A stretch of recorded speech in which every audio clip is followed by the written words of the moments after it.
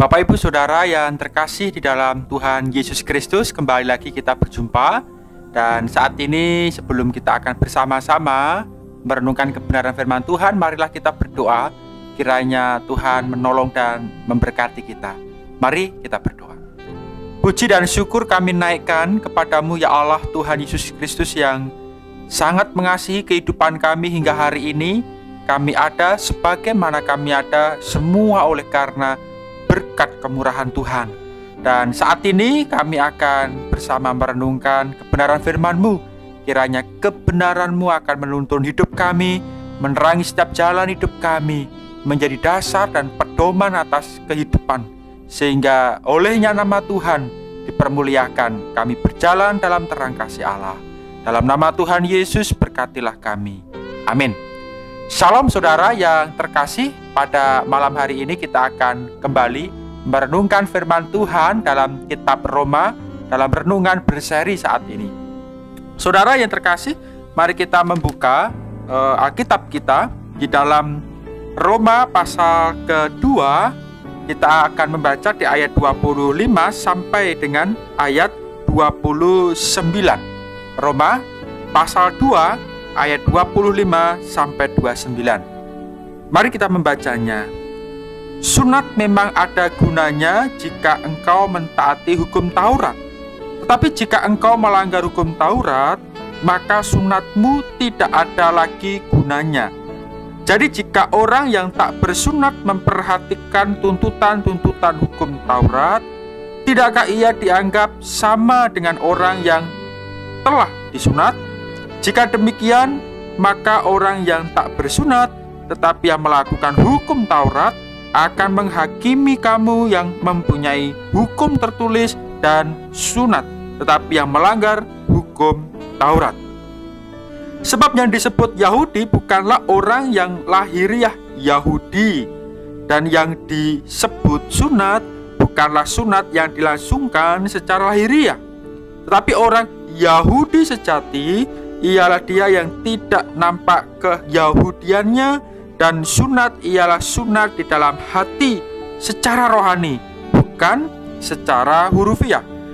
Maka pujian baginya datang bukan dari manusia, melainkan dari Allah. Haleluya. Saudara yang terkasih di dalam Tuhan kita Yesus Kristus, di kehidupan kita, konteks kehidupan kita di negeri ini memang kental dengan kehidupan, dengan norma-norma agama yang berlaku. Kita bersyukur untuk semua anugerah yang Tuhan izinkan terjadi di negeri ini, di mana kita hidup berdampingan dengan berbagai macam baik agama, baik ras, suku, etnis, serta kepercayaan-kepercayaan iman lainnya. Dan seiring dengan berjalannya waktu, memang kita menghadapi keberbagian keadaan yang terus dinamis dan sering sekali berubah-ubah. Olehnya kita sebagai orang yang mengasihi Tuhan kita Yesus Kristus, tentu kita dituntut dapat bersikap dengan bijak, hidup berdampingan dengan saudara-saudara kita dalam hidup norma-norma agama yang berlaku masing-masing, bahkan kita menjunjung persaudaraan. Saudara yang dikasihi Tuhan, persoalan yang menjadi salah satu tren yang dari waktu ke waktu tidak akan pernah usang, yaitu berkenaan dengan bagaimana tata kehidupan norma agama yang harusnya itu menjadi dasar atas kehidupan, namun itu pun akan diperbincangkan begitu rupa saat norma-norma itu pun diberlakukan serta dikenakan kepada orang yang berlainan keyakinan. Ini akan menimbulkan berbagai macam perbedaan sekaligus bahkan pertentangan. Namun saudara yang dikasihi Tuhan, yang ingin saya maksudkan ialah bagaimana akan nilai-nilai kehidupan kita di dalam Yesus Kristus. Kita membawa hidup kita yang percaya di dalam iman dan bahkan pedoman melalui firman Tuhan yang kita yakini itu dapat terpancar di dalam kasih kita kepada banyak orang. Banyak orang yang menganggap bahwa apabila hidupnya beragama, mengerjakan segala sesuatunya dengan ketekunan beragamanya, bahkan dia lupa sampai dengan apa yang ditekuninya itu berdampak pada kehidupan orang lain. Artinya adalah memang kita diizinkan memeluk agama, keyakinan sesuai dengan kepercayaan kita. Namun kita tidak boleh melupakan orang-orang yang bersama dengan kita. Sekaligus, Bapak Ibu Saudara, isu yang selalu berkembang adalah bahwa banyak sekali tindakan-tindakan yang hampir-hampir melukai hati orang yang punya agama lainnya, di mana satu dengan yang lain saling berselisih paham berkenaan dengan urusan singgung-menyinggung soal agama. Nah, saat ini dalam firman Tuhan yang telah kita baca merupakan bentuk dari nasihat Paulus berkenaan bagaimana sesungguhnya kehidupan beragama yang seturut akan kehendak Tuhan dalam kehidupan orang percaya. Dalam latar belakang yang kita baca, teks yang terambil di dalam Roma pasal 2 ayat 25 sampai 29 tidak boleh lepas dari konteks sebelumnya, yaitu di ayat 17 sampai dengan ayat 24, di mana Paulus menegur berkenaan dengan kehidupan orang-orang Yahudi dengan keyakinan dan agama Yahudinya, namun mereka tidak dengan sungguh-sungguh secara utuh untuk hidup seturut akan hukum Taurat, seperti halnya hukum yang diberikan oleh Allah kepada orang Yahudi saat itu. Dan saudaraku, kebanyakan dari mereka menyalahartikan, menyalahgunakan, bahkan menyalahpahami berkenaan dengan ketentuan tentang sunat, ketentuan tentang patuh terhadap hukum Taurat. Sehingga yang terjadi dari waktu ke waktu justru yang timbul adalah bagaimana mereka menekuninya secara lahiriah.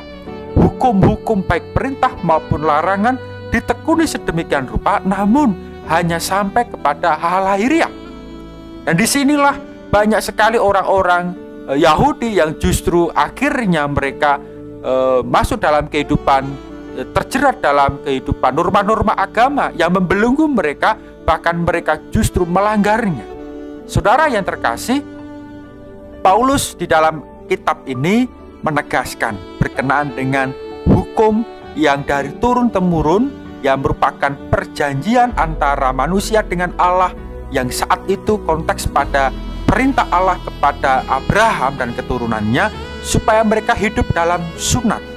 Artinya ini merupakan tanda perjanjian sekaligus bagaimana mereka mentaati perjanjian itu. Dan dimanapun atas apapun yang mereka kerjakan dalam hidup mereka, umat Allah supaya mengingat akan ada perjanjian di antara manusia dengan Allah. Saudara yang terkasih, agama memang dalam ketentuan-ketentuan dan norma-norma hukum Taurat bahkan di sana mengatur bagaimana hubungan antara Allah dengan manusia dan manusia dengan sesamanya. Ini merupakan hubungan yang integral dan tidak bisa terputuskan. Tidak bisa orang hanya mengasihi Allah begitu rupa, taat terhadap aturan-aturan agama, taat terhadap bagaimana dia mengusahakan hidupnya mengasihi Tuhan begitu rupa, namun mereka meninggalkan akan kehidupan sosial dengan sesamanya, atau mereka menghiraukan kehidupan di sekitar mereka dan hanya disibukkan oleh aturan-aturan norma agama. Disinilah yang diinginkan oleh Paulus supaya setiap orang memiliki hubungan baik, kuat bersama dan dengan Allah, demikian juga memiliki dampak baik hubungan bersama dengan saudaranya. Maka disebut adalah orang Yahudi sejati bila mana kita akan melihat di sana ayat 29. Dia yang tidak nampak keyahudiannya dan sunat ialah sunat di dalam hati secara rohani, bukan secara hurufiah. Ini yang menjadi tekanan utama.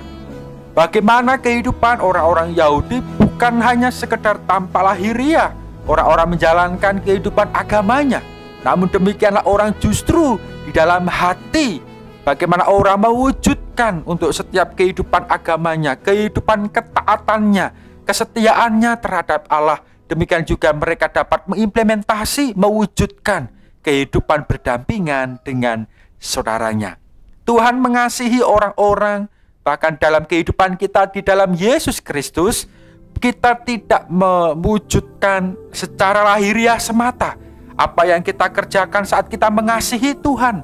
Tetapi baiklah itu merupakan dalam hati kita yang akhirnya menguasai hidup kita, dan itu keluar dari dalam hati kita. Bukan semata-mata supaya orang melihat kita, ataupun kita hanya melakukan seluruh ketaatan kita di dalam perintah Allah, namun hanya bersifat lahiriah semata. Saudaraku yang terkasih, bahkan dilanjutkan, maka pujian baginya datang bukan dari manusia, melainkan dari Allah.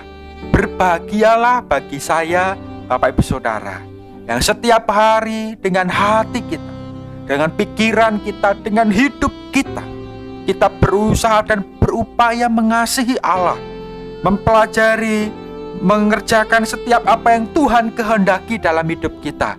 Dan di dalamnya kita akan mampu menyatakan kasih Allah kepada sesama kita. Ingat, hubungan kita dengan Allah dan hubungan kita dengan sesama adalah bagian yang saling satu, tidak bisa dilepaskan.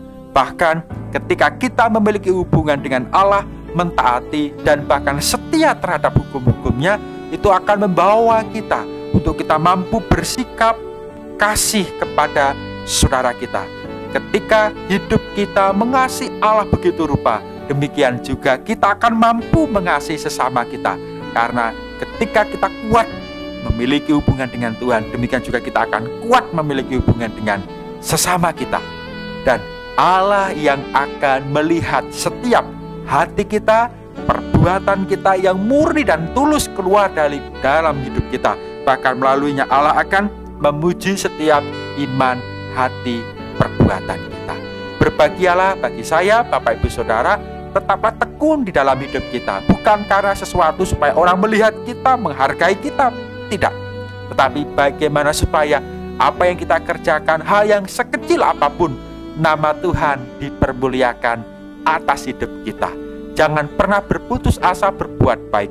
Jangan pernah merasa terkucilkan saat orang bahkan tidak melihat dan bahkan tidak menghargai kita.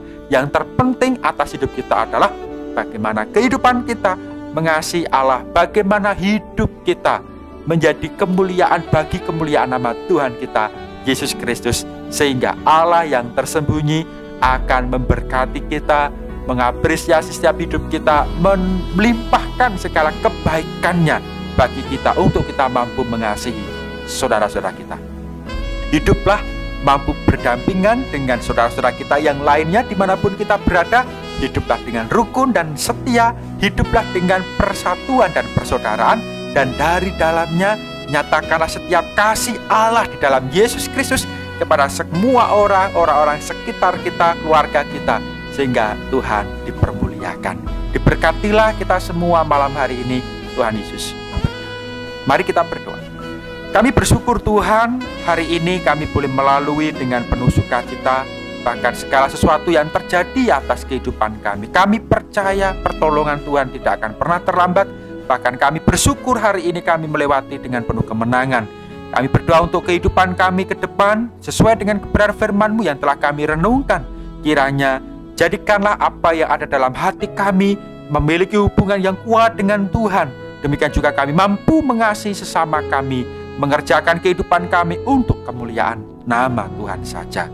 Terima kasih, di dalam nama Tuhan Yesus Engkau memberkati setiap saudara kami dimanapun berada, dengan semua kehidupan mereka masing-masing. Kasih Allah menaungi kami. Di dalam nama Tuhan Yesus kami berdoa. Amin. Selamat malam, Tuhan Yesus memberkati kita.